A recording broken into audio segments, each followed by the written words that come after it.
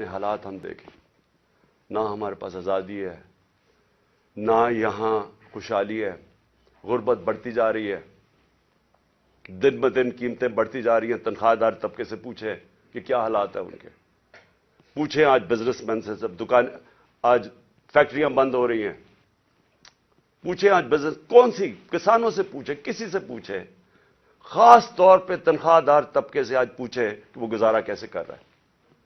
تو کیا وجہ ہے اس کی؟ میں آج آپ کو بتاتا ہوں۔ اس کی وجہ ایک ہے کہ یہاں ظلم اور ناانصافی کا نظام ہے۔